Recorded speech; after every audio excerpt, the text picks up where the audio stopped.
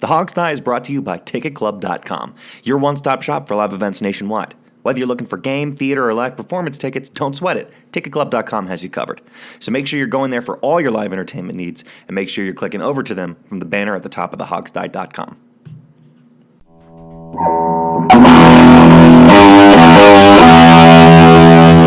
The Hog Sty presents It's Just Business with Steve Thomas and Rich Rogers. And now, here's your host, Chris Larry.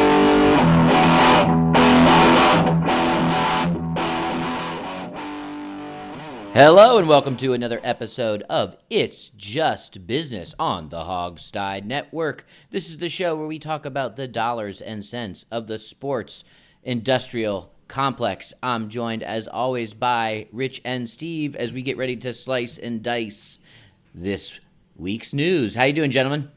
Hey, good afternoon, good evening, hello, good morning, everyone. Good afternoon, good evening, and goodbye. No, yeah, I'm doing all right. It's, who would have thought that February would be such an exciting sports month? You know, that's what I have to say. Who would have thought that so much is going on in the month of February? Because it's the slow month. There's a reason Sports Illustrated puts out its swimsuit issue in late February. Yes. It's because they have no other way to sell magazines but put naked women in it. You know?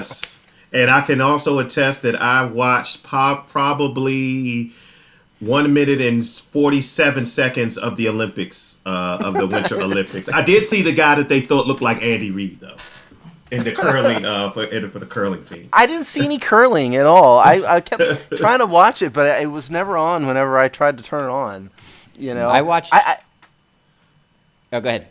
I just think, curling strikes me something we could all do. I think if I practiced curling for 4 years, I could get pretty good at it. I've done it. Yeah. Oh, really? Is it hard? Tell us. I think you're probably not far from being wrong. And, in Canada, like, people, it's like a beer league, like softball or bowling. So it is just a bunch of schmoes doing it. But it's a little harder than you would think. Actually getting the gliding down and the pushing off your back foot and doing it, that takes a little bit of skill.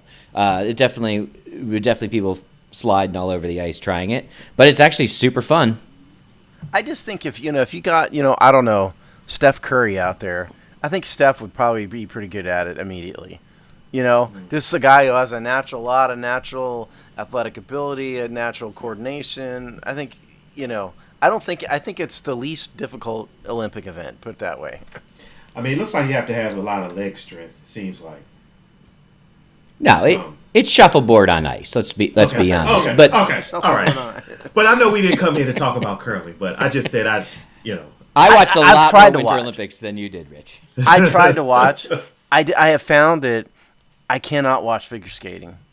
I try, but it all looks the same to me. I can't tell what they're doing.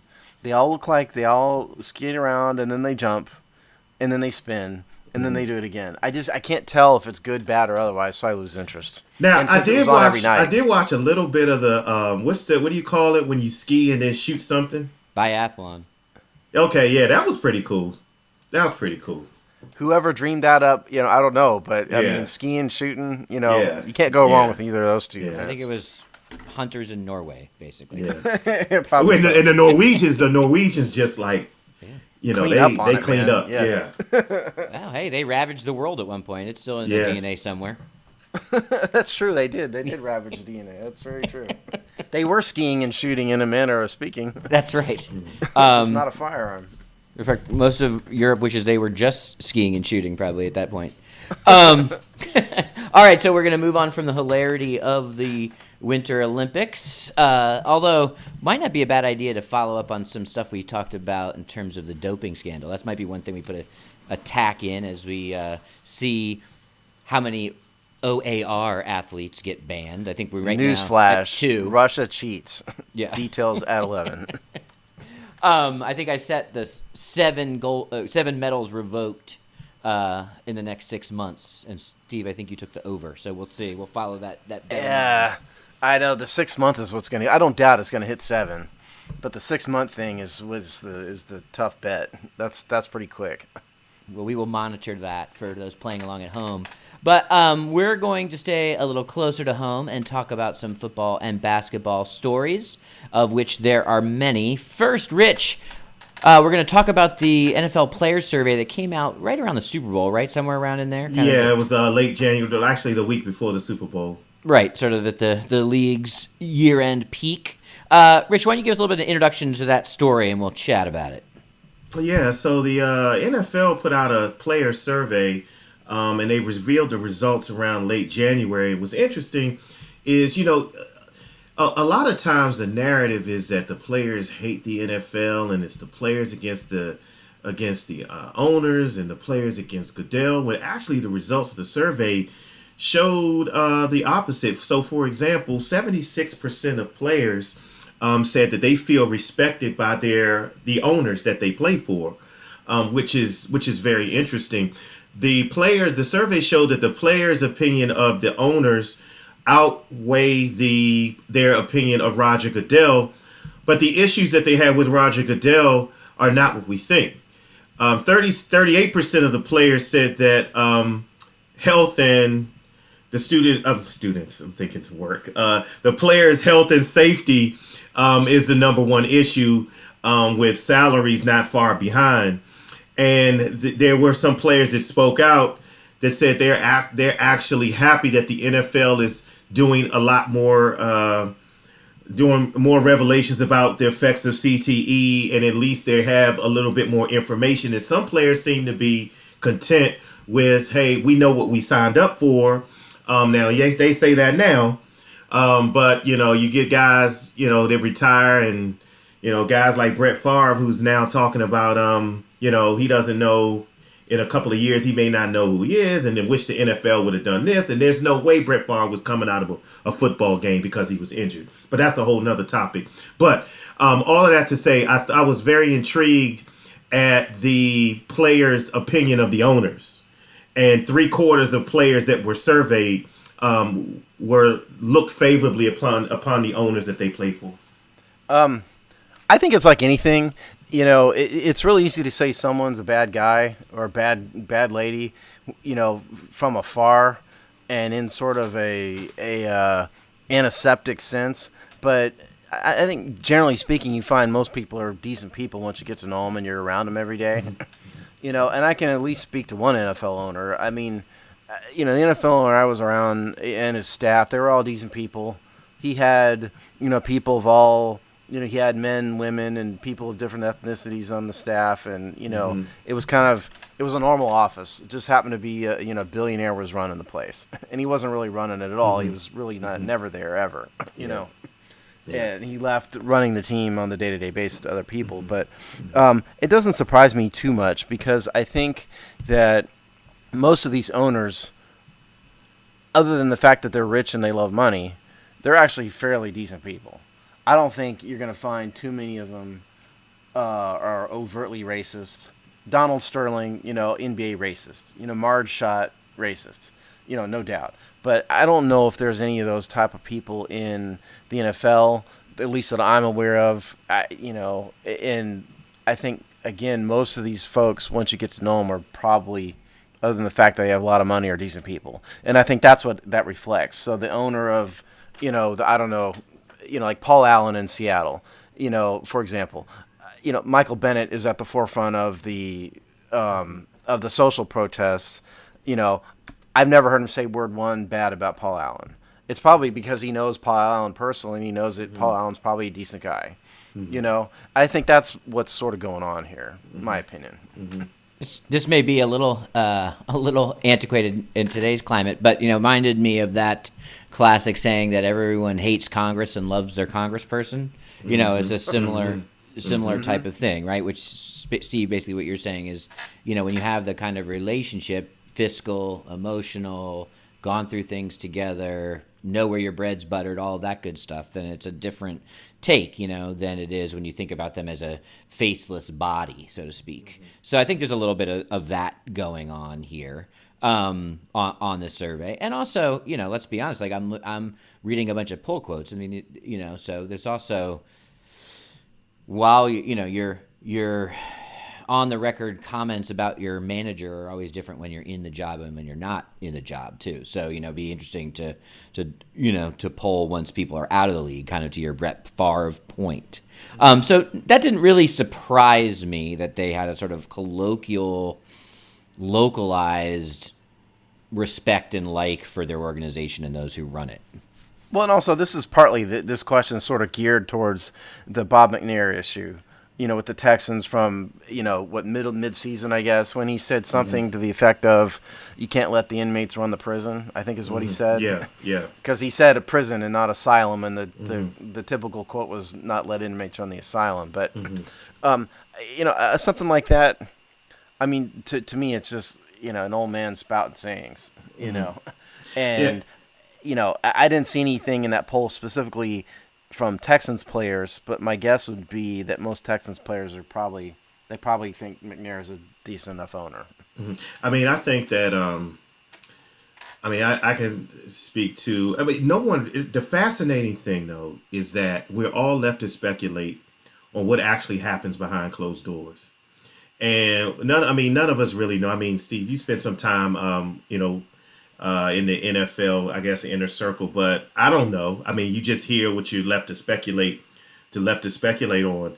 I mean, I don't think it's just interesting. I heard a quote from Scott McCloughan very recently where he said that Dan Snyder was hardly ever there and that Dan Snyder was great, which is against the mantra that he's meddlesome. He's up in it. So we don't know. And to be honest with you, from a Redskins perspective, we haven't heard too many players speak out against Dan Snyder, even on the way out the door. Maybe not like they used to. Well, I can speak to the team I represent. I represented a couple teams, but the one I was represented most, it was a similar situation with the owner. The owner was never there, because I was in their facility on a fairly regular basis and. Never there. Not, he's just the people who are billionaires have lots of business interests, and he was out attending to them. Yeah. And he had a team president, that was supposed to, do the work, and so, he's just the owner. So yeah, I think that's probably more common than people realize. Even in Washington, even with an owner that's meddlesome. What's interesting to me about the survey is, did you read the Goodell? Did the Goodell percentages, Rich? Yeah, I did. Yeah. Go ahead. Go ahead. No, go ahead. No. What were they? That the players like his approval was in the 30s. Among the players, and then I think Marquise Lee from the Jacksonville Jaguars had some. He had some choice words for Roger Goodell.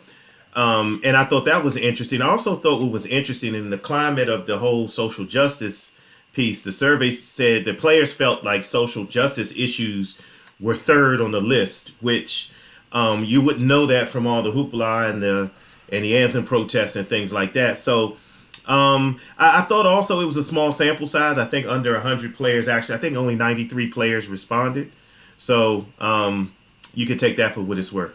Yeah, right. I mean that changes that changes the reliability of the survey, a little bit. But in terms of Goodell, versus the social justice stuff, I think at the end of the day, money rules everything. And players and people and companies and everybody can have their causes, and that's fine. But what really matters on an individual basis is your pockets. To me. Yeah. And so I think that part of the reason why the players are mad at Roger Goodell is that he's fined them a lot. He's had at least a perception that he's been inconsistent with player discipline, and he was leading the charge in the 2011 CBA 2010 CBA negotiations. And he was leading the charge to reduce the amount of gross revenues that were going to go towards the players. Yeah. And so I think they've never got past that, and that's a big part of why they don't like Roger.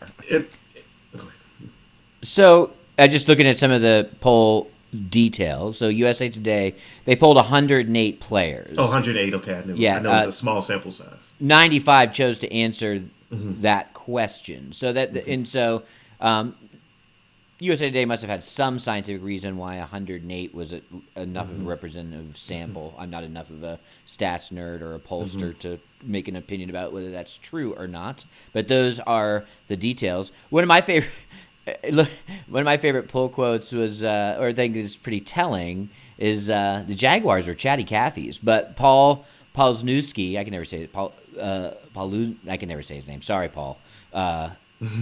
He had a pretty interesting quote, I thought. He said, with the situation about Goodell and discipline, with the situations he's been given, they're difficult situations, and he's proven time and time again that we need experts to handle it.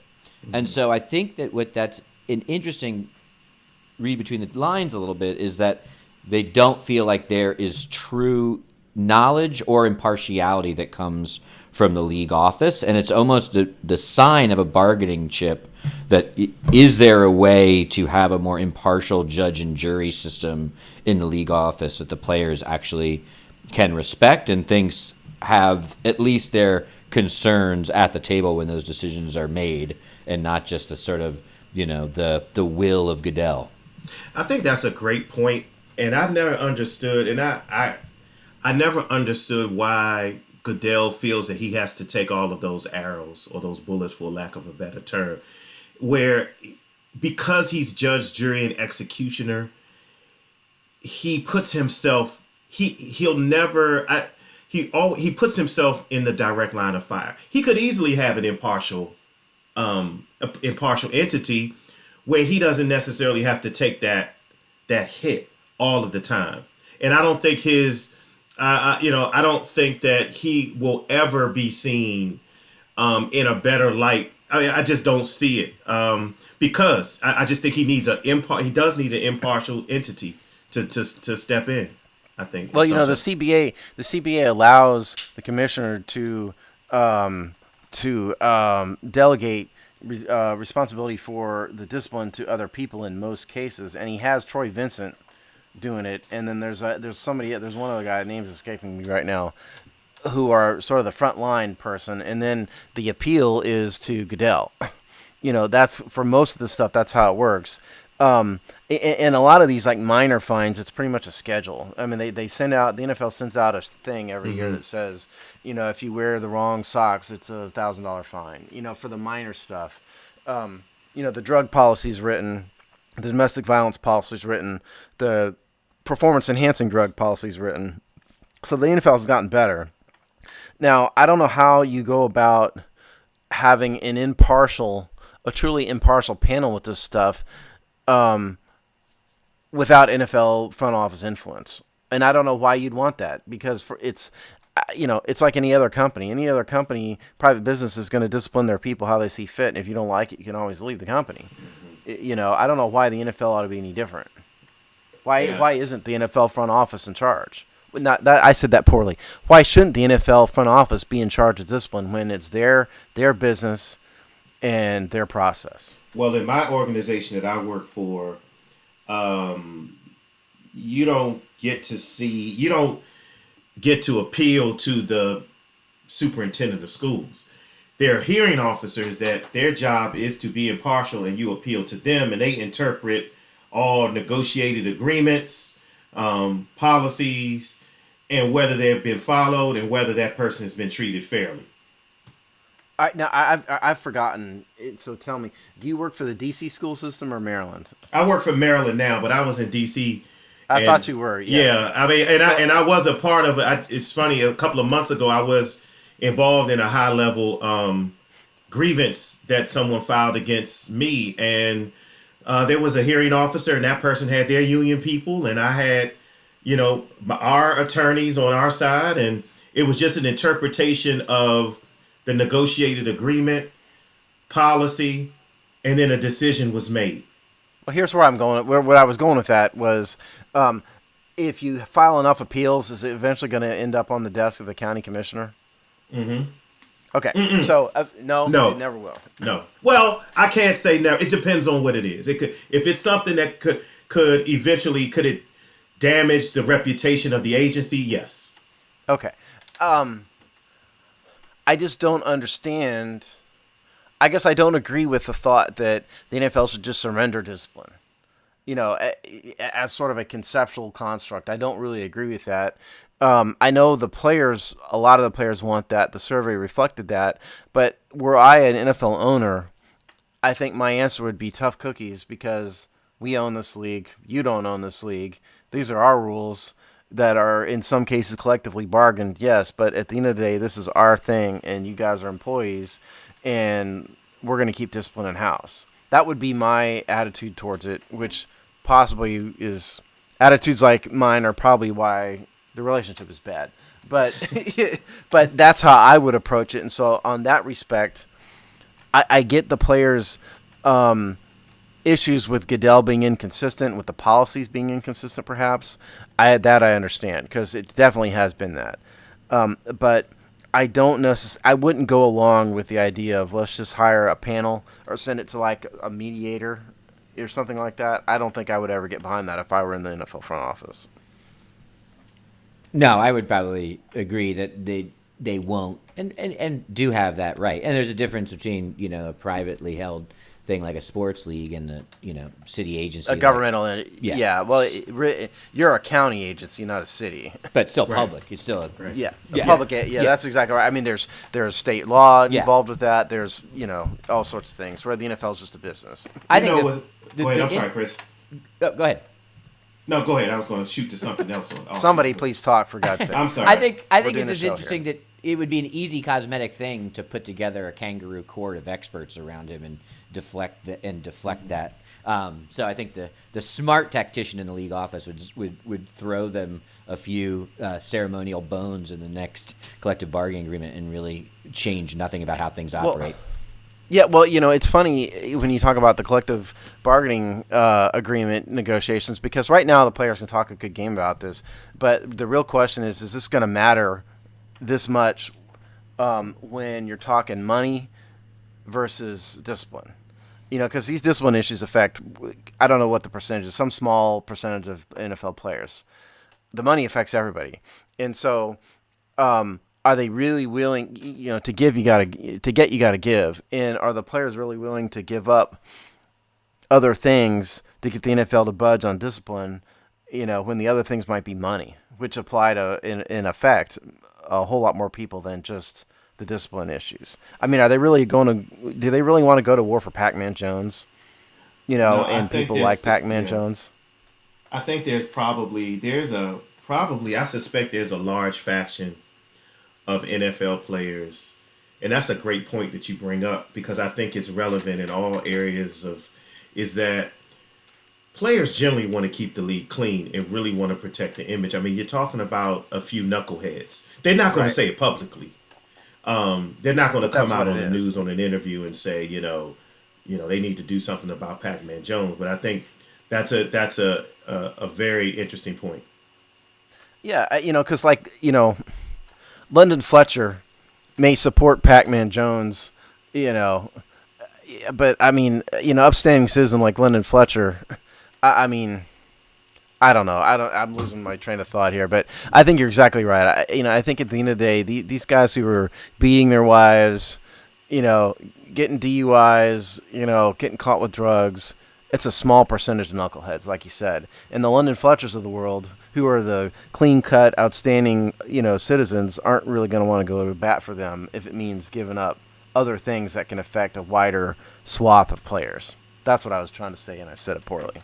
We should probably move on because our next topic is quite meaty. But the one big takeaway for me from this is just what a good quote Mercedes Lewis is. Oh, no, who is it? Mark Beasley? Yeah. I mean, he used bread for money in a way that I don't know if I've heard anyone say in 15 or 20 years. So, mad props for that. By all means, read it, because don't leave the audience in suspense. Quote. I mean, it's a little bit sad because it's about the health of Ryan Shazier, so it was a little less funny in context. But now I lost it. Oh, he said Lee brought up Pittsburgh Steelers linebacker Ryan Shazier, who suffered a spinal injury in Week 13th NFL season. For him not to have as much guaranteed bread as some of the players in other major professional sports teams is ridiculous. So come on, use of bread for money. I love that. I know 70. That's old school, man. Yeah, that is. That's old school. Yeah. I thought he was talking about a loaf of bread there for a minute. No. So more Marquise Lee quotes in all NFL media publications, please. All right, so we're gonna move on to a story that we've actually been. It's one of these slow boiling explosions, and we've talked about it in the past. But the coming storm that is going to be the NCAA investigation, and what is probably going to make us have to reimagine everything we think about NCAA men's basketball, took some jumps forward, more namings of names, and just the breadth of the investigation and the possible corruption. Steve, as our lawyer in residence, why don't you give us a quick update on where we are with the legalese? Okay. If you guys recall, several months ago, we talked about on this show how the FBI had been investigating the role of Adidas and a particular sports agent in steering players towards Adidas-backed schools. It was USC, it was Kentucky, and one other school, Auburn maybe. USC and Kentucky for sure, and Rick Pitino lost his job over it. And what we told you guys at the time was that this was just the tip of the iceberg, and at some point the other shoe was going to drop, and we were going to find out what was going on to a much larger extent, other than just a few players paid through Adidas, which is what we heard before. So the other shoe has now dropped.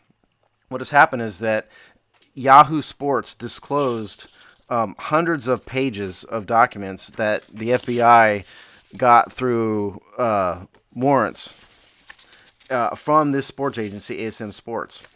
And the nutshell of it is that these documents uncovered spreadsheets full of impermissible benefits paid to players by this particular sports agency.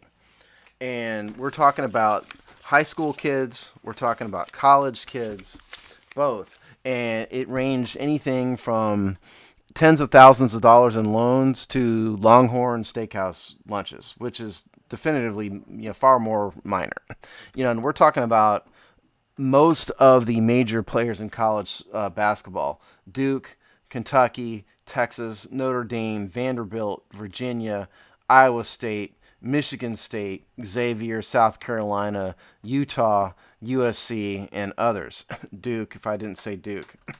So what we're talking about here is most of college basketball, and now this is just one little sports agent. It is entirely possible, and in fact likely, and I would in fact suggest you are naive to think that this is all there is. So what we have here, and the other shoe that dropped a couple days ago, was that the head coach of the Arizona program was caught on a wiretap phone talking to this agent, talking about paying $100,000 to a top recruit who is now playing at University of Arizona. Which, now, while this stuff is a crime, by the way, why the FBI is involved is that all these schools take federal money in the form of grants from the federal government.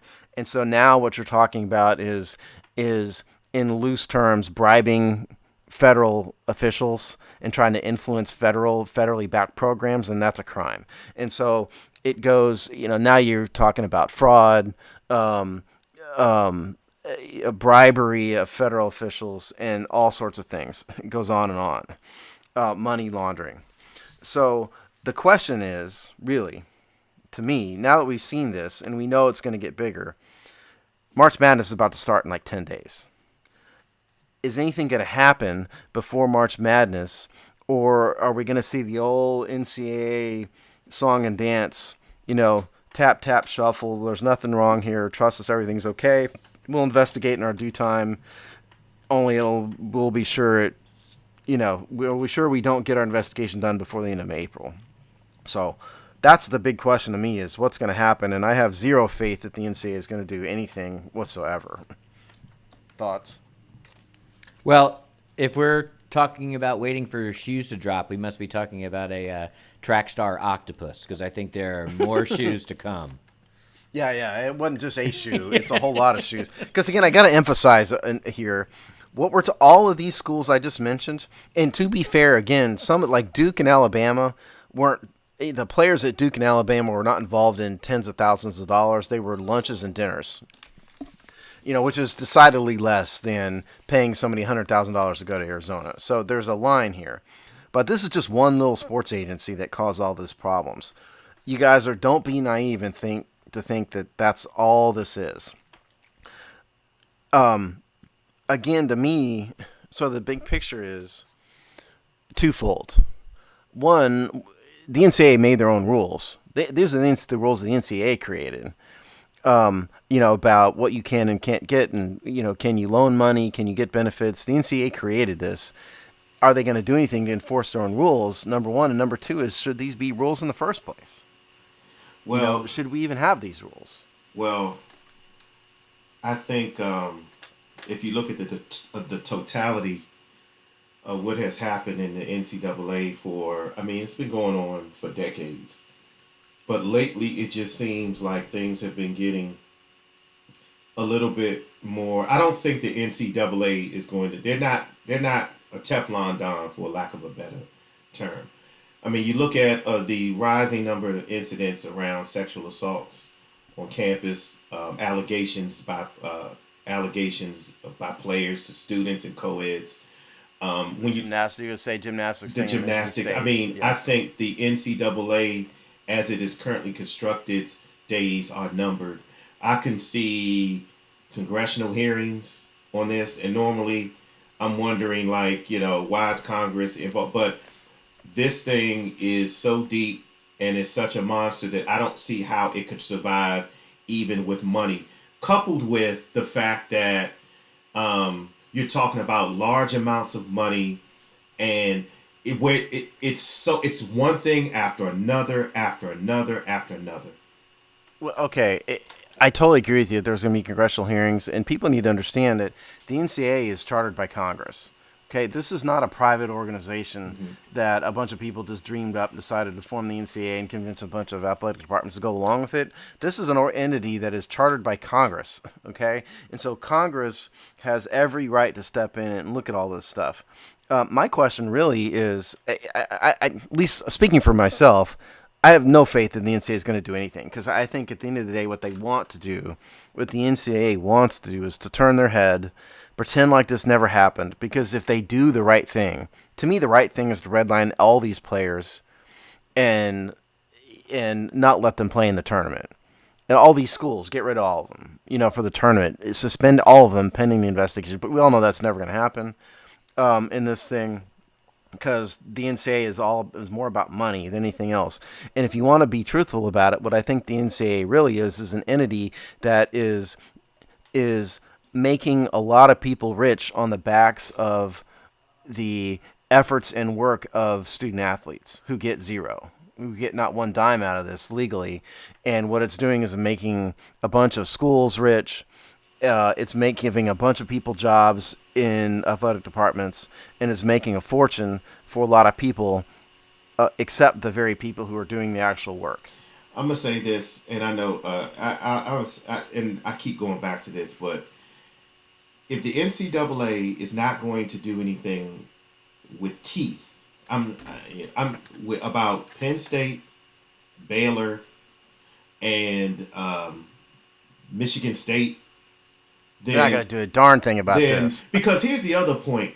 With March Madness coming up, that's like an event. It's not like anybody cares about, Purdue versus Northwestern. Sorry, if we offend any Boilermakers fans out there, but nobody cares about Purdue Northwestern in November.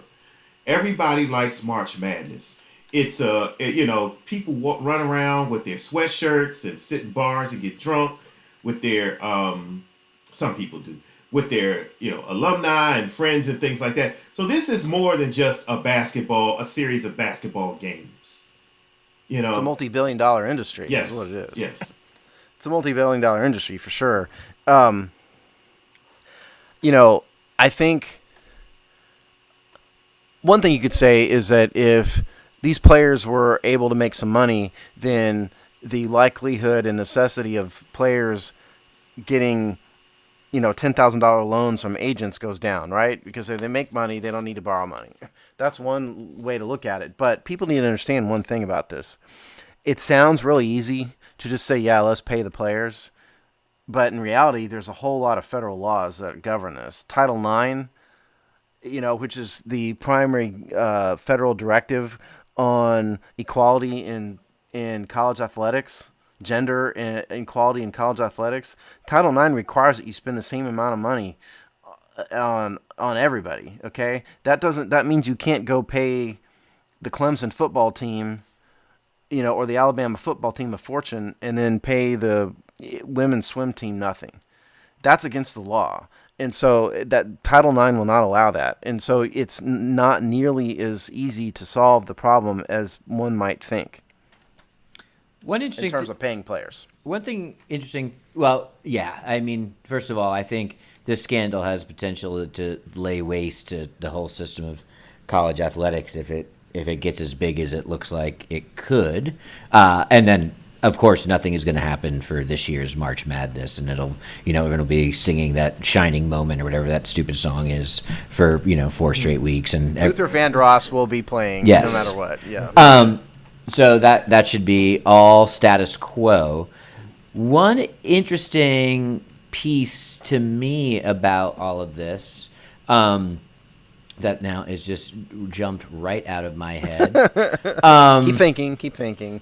We can vamp until it comes back to you. Don't worry. Why Jump it, save me, Rich. Okay, well, while you think about it, let me say this. I think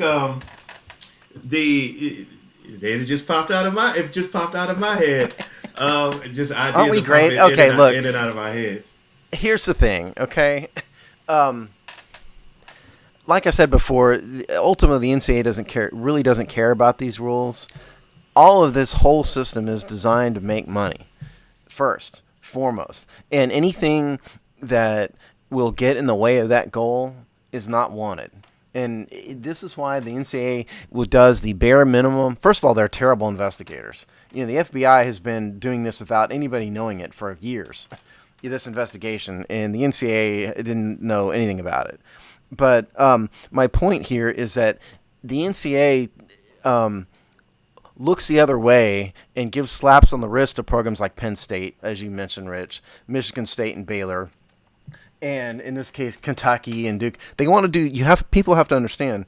They want to do the very minimum possible, because if they blow up the system, like Chris is suggesting, then the gravy train, the money train, rather, comes to a halt, or at least the flow is interrupted, and that's what's most important here. It's not the student athlete, it's not the integrity of the process, it is the money. And anything that gets in the way of the money is not going to happen, because the NCAA is not a worthwhile quality organization that cares. They're terrible. I'm not saying, by the way, that the NCAA will lay waste to it themselves. I'm just saying the scandal and the feds might. Yeah. So I'm not saying it's going to be from their control.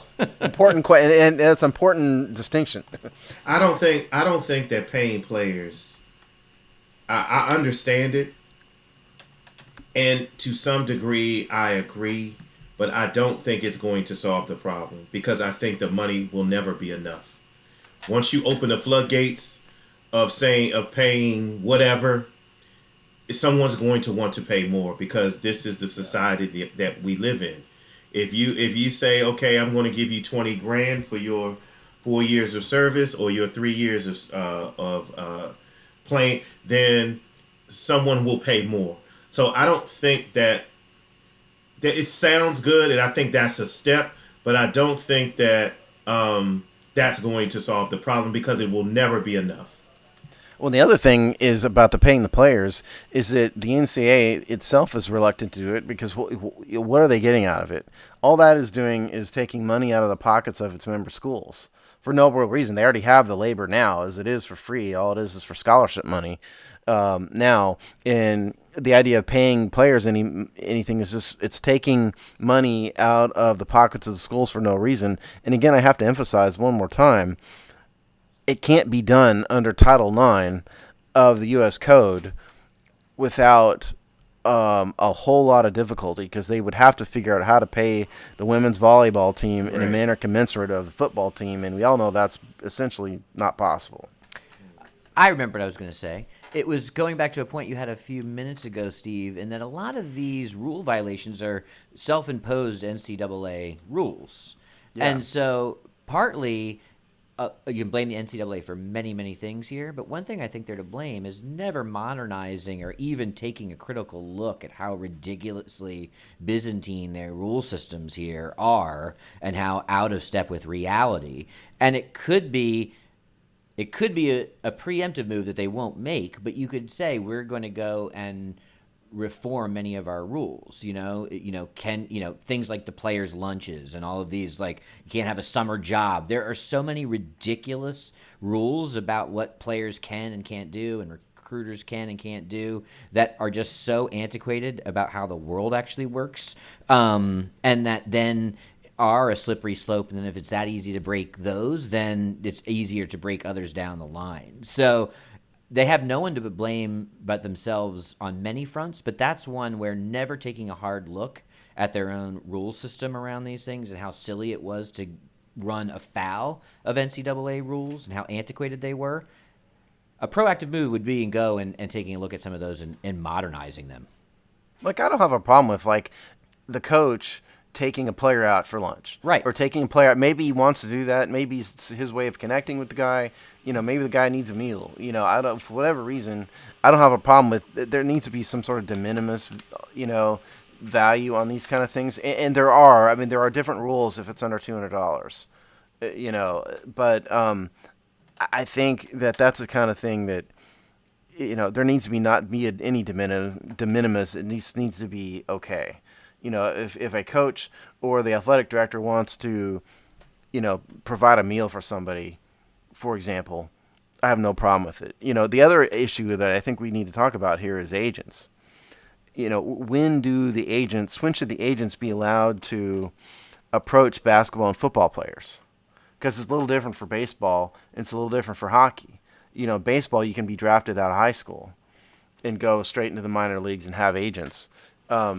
Basketball, you can't do that. Football, you can't do that. But this problem started with an agent. I think the agent should become involved once the player forfeits his amateur standing.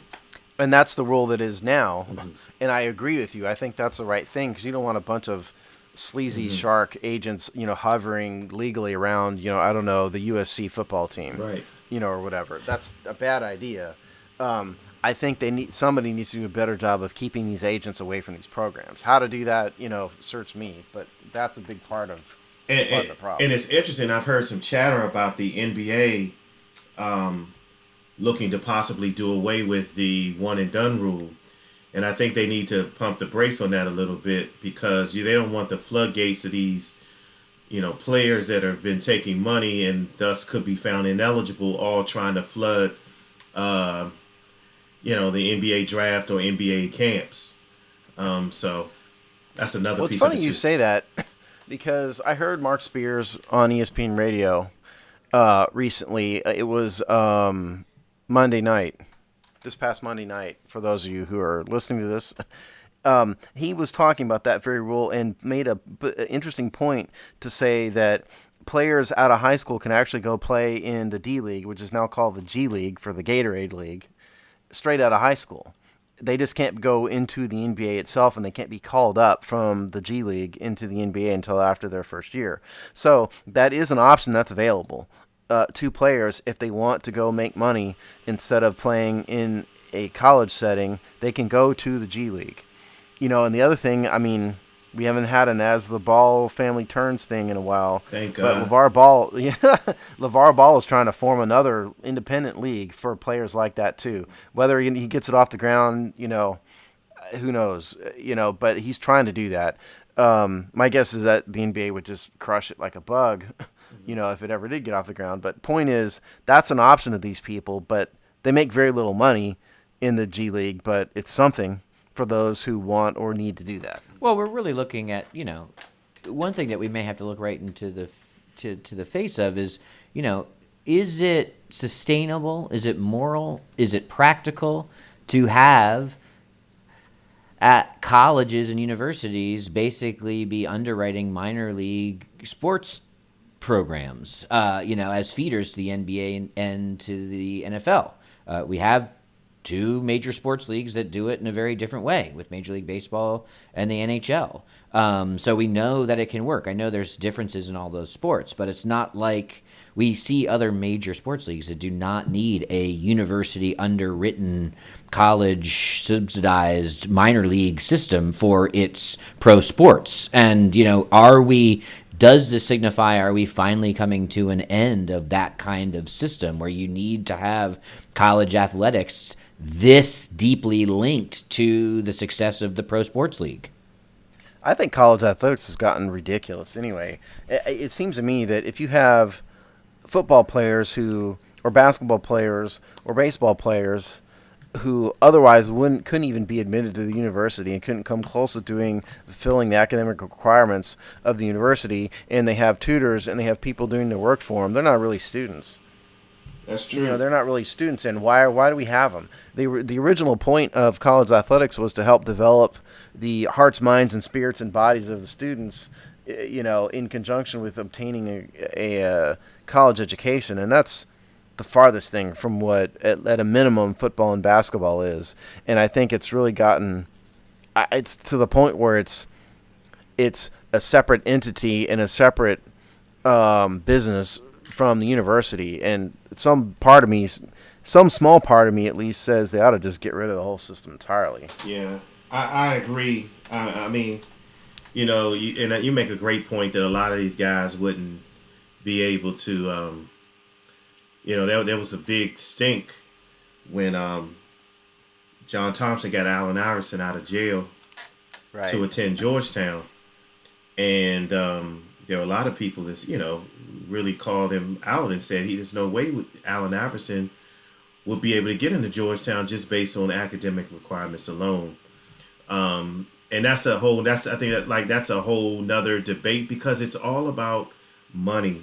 And if the NCAA cannot take action on universities that cover up sexual assaults and rapes and alleged rapes and whatever, then I don't see. No alleged. Well, yeah, no I don't alleged. see where I don't see where it is just another sort of blowover, and it'll be interesting to see what happens for the tournament. However, as I mentioned as we started this conversation, I think there's going to be some cracks in the armor, because I don't think coupled with the Michigan State and with this, I think we're looking at a massive overhaul of NCAA athletics.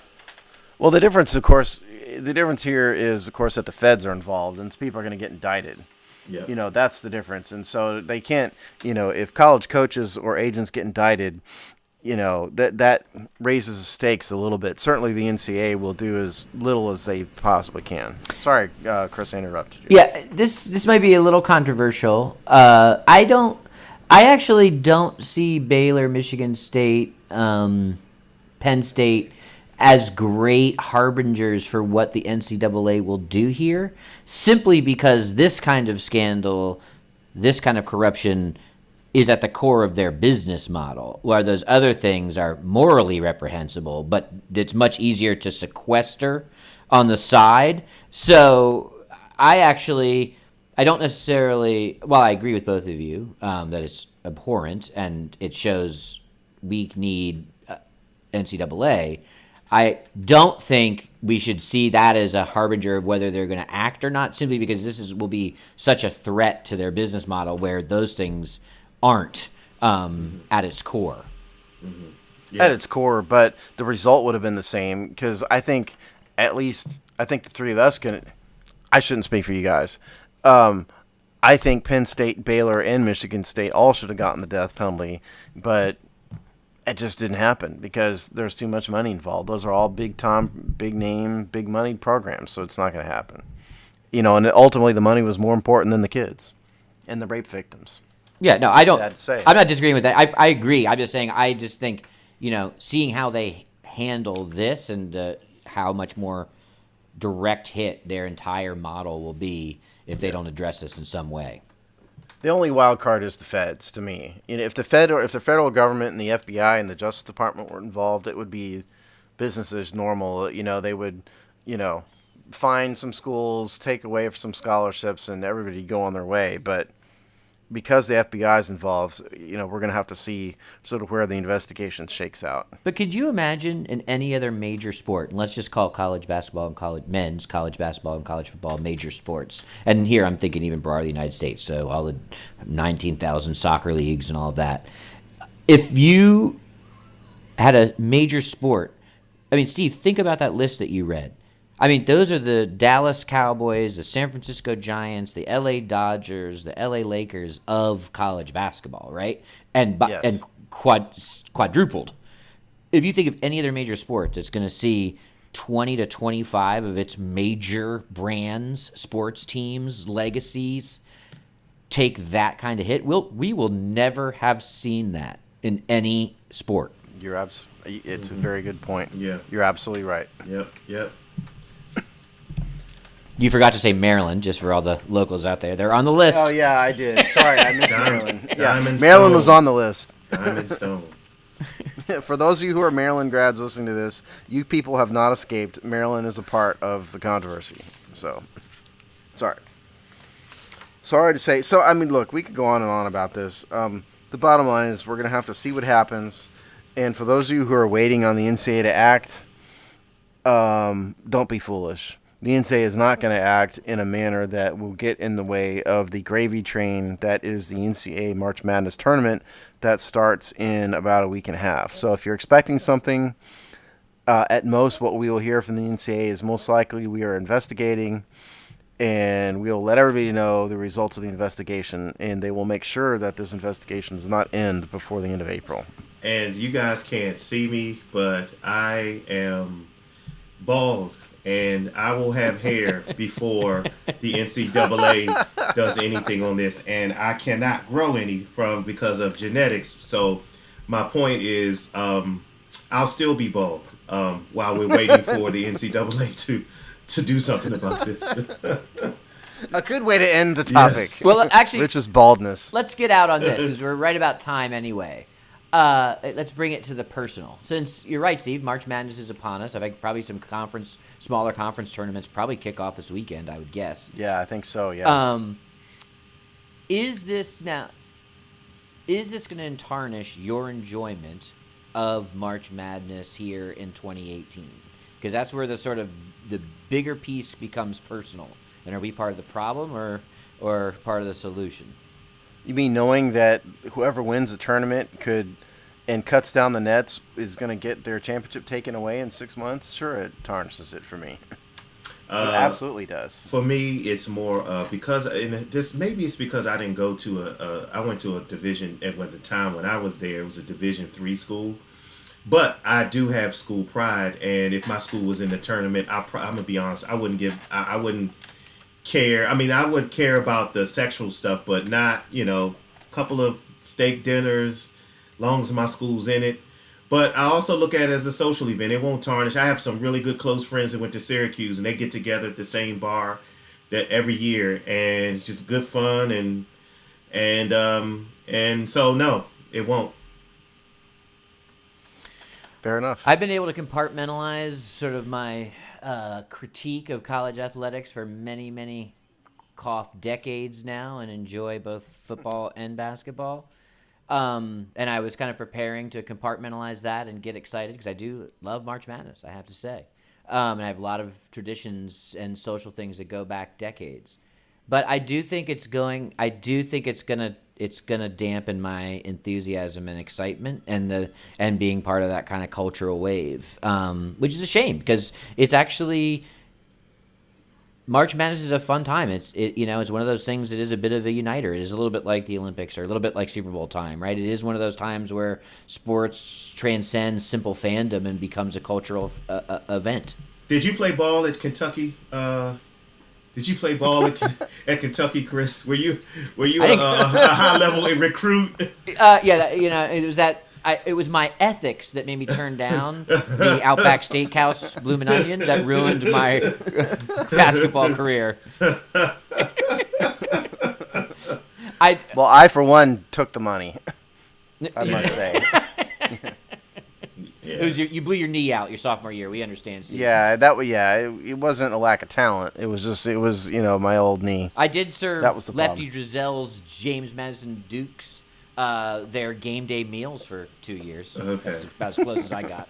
Well, I was on the swim team, and we sucked so we didn't even have anyone to compete against. We just had a team. Just went out and practiced. Yeah. Free pool time. Right. So anyway. All right, guys. All right, maybe we'll do the exploits of our college athletics for another day. Yeah. Yes. All right, so that brings us to the close of another episode here. Feel free to tweet at the Hogsty for if you got a hot take on any of these things or show ideas for the future. We'll try to bring some more chatter on that handle as we have been lately as well. And in the meantime, if you want to at me about anything that you dislike or love or want to engage me with, you can find me at ChrisLarry33. Rich? At Disco Q5 on Twitter, and everyone, please enjoy the combine. And next time we come to you, we may be talking about some free agency stuff. Absolutely. I'm at the Hogsty. You can find me there. Please don't try to track me down on an individual basis, as always. All right, so we will see you in 2 weeks. I'm sure the world will be throwing up many things for us to talk about.